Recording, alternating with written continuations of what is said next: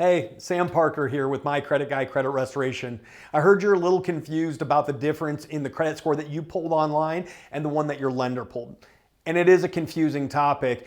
The reason being you don't have access to the credit scoring algorithm or the makeup that was used for the score that your lender pulled. You only have access to consumer scoring algorithms.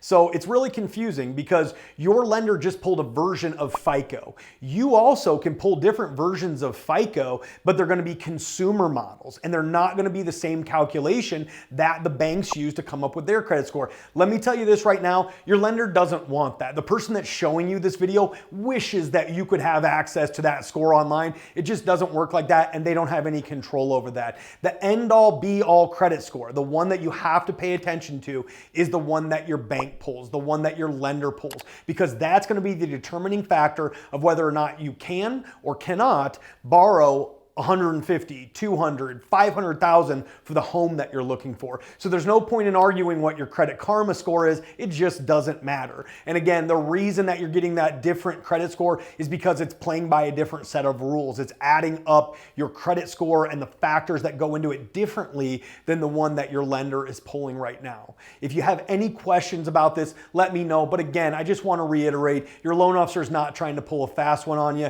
They don't get paid more if your interest rate is higher, nor do they want that. They're just trying to show you the data that they're pulling and what their underwriters are using to make a decision, and trust them, that's the one that you need to go by.